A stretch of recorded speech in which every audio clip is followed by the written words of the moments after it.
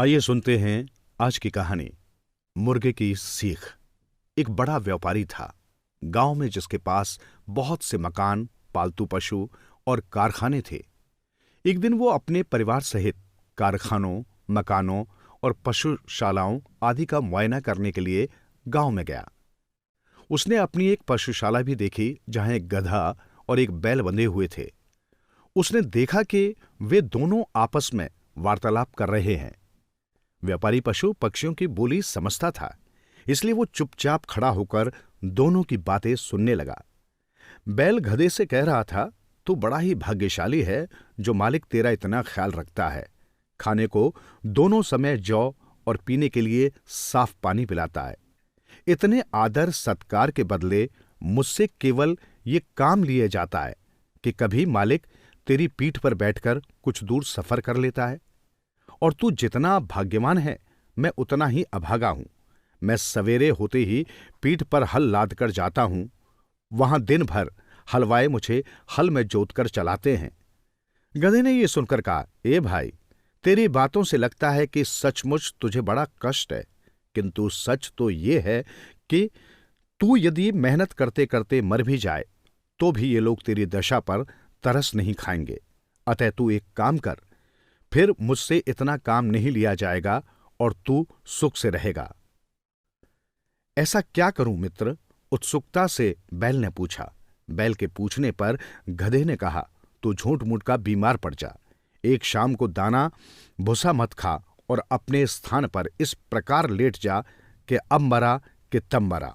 दूसरे दिन सुबह हलवाहा बैल को लेने के लिए पशुशाला में पहुंचा तो उसने देखा कि रात की लगाई सानी ज्यों की त्यों रखी है और बैल धरती पर पड़ा हाँफ रहा है। उसकी आंखें बंद है और उसका पेट फूला हुआ है। हलवाई ने समझा कि बैल बीमार हो गया है। यही सोचकर उसने उसे हल में न जोता। उसने व्यापारी को बैल की बीमारी की सूचना दी।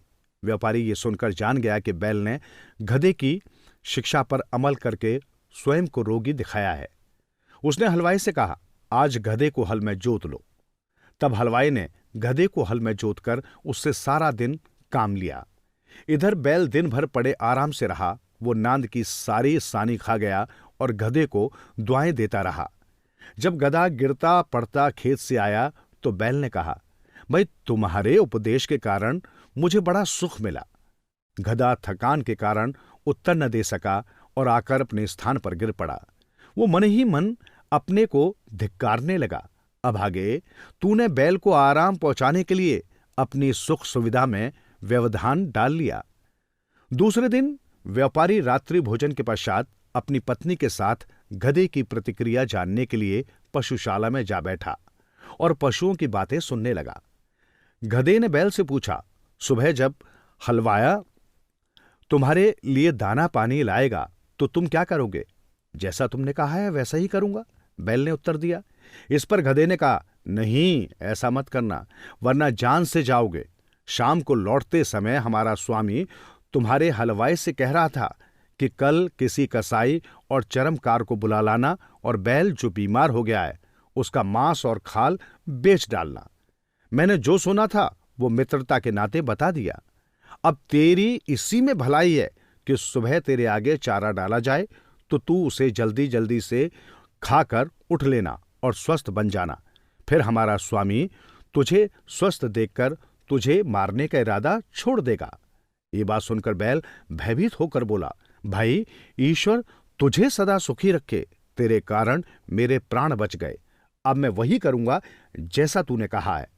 गधे और बैल की बातें सुनकर व्यापारी ठहाका लगाकर हंस पड़ा। उसकी स्त्री को इस बात से बड़ा आश्चर्य हुआ। वो पूछने लगी कि तुम अकारण ही क्यों हंस पड़े? व्यापारी ने कहा, यह बात बताने की नहीं है। मैं सिर्फ ये कह सकता हूं कि बैल और गधे की बातें सुनकर हंसा हूं। स्त्री ने कहा, मुझे भी ये विद्या सिखाओ जिससे तुम पशुओं की बोली समझ लेते हो। इस पर व्यापारी ने इनकार कर दिया। स्त्री बोली, आखिर तुम मुझे ये क्यों नहीं सिखाते? व्यापारी बोला, अगर मैंने तुझे ये विद्या सिखाई तो मैं जीवित नहीं रहूंगा। स्त्री ने कहा, तुम झूठ बोल रहे हो। क्या वो आदमी जिसने तुम्हें विद्या सिखाई थी सिखाने के बाद मर गया था? तुम कैसे मर जाओगे? कुछ भी हो, मैं तुमसे ये विद्या सीख कर ही रहूंगी। अगर तुम मुझे नहीं सिखाओगे तो मैं प्राण त्याग दूंगी। ये कहकर व्यापारी की स्त्री घर में आ गई और अपनी कोठरी का दरवाजा बंद करके रात भर चिल्लाती रही और गाली गलौज करती रही। व्यापारी रात तो किसी तरह सो गया, लेकिन दूसरे दिन भी वही हाल देखा तो उसने स्त्री को समझाया, तू बेकार जिद करती है, ये विद्या तेरे सीखने योग्य नहीं है। स्त्री ने कहा, जब तुम मुझे ये भेद नहीं बताओगे मैं खाना पीना छोड़े रहूंगी और इसी प्रकार चिल्लाती रहूंगी। इस पर व्यापारी तनिक क्रोधित हो उठा और बोला, अरे मूर्ख, यदि मैं तेरी बात मान लूंगा तो तू विधवा हो जाएगी, मैं मर जाऊंगा। स्त्री ने कहा, तुम जियो या मरो मेरी बला से, लेकिन मैं तुमसे ये सीख कर ही रहूंगी कि पशुओं की बोली कैसे समझी जाती है। व्यापारी ने जब देखा कि वो महामूर्ख अपना हट छोड़ ही नहीं रही तो उसने अपने और ससुराल के रिश्तेदारों को बुलवाया ताकि वे उस स्त्री को अनुचित हट छोड़ने के लिए समझाएं। उन लोगों ने भी उस मूर्ख स्त्री को हर प्रकार समझाया, लेकिन वो अपनी जिद से न हटी। उसे इस बात की बिल्कुल चिंता न थी कि उसका पति मर जाएगा। छोटे बच्चे मां की दशा देखकर रोने लगे। व्यापारी की समझ में ही नहीं आ रहा था कि वो अपनी स्त्री को कैसे समझाए कि इस विद्या को सीखने का हट ठीक नहीं है। वो अजीब दुविधा में था। अगर मैं बताता हूं तो मेरी जान जाती है और नहीं बताता तो मेरी स्त्री रो रो कर मर जाएगी। इसी उधेड़ बुन में वो अपने घर के बाहर जा बैठा। तभी उसने देखा कि उसका कुत्ता उसके मुर्गे को मुर्गियों के साथ विहार करते देखकर गुर्राने लगा है। कुत्ते ने मुर्गे से कहा, तुझे लज्जा नहीं आती कि आज के जैसे दुखदाई दिन भी तू मौज मजा कर रहा है? मुर्गे ने कहा, आज ऐसी क्या बात हो गई कि मैं आनंद न करूं? कुत्ता बोला, आज हमारे स्वामी अति चिंता आतुर हैं। उसकी स्त्री की मति मारी गई है और वो उससे ऐसे भेद को पूछ रही है जिसे बताने से हमारा मालिक तुरंत ही मर जाएगा।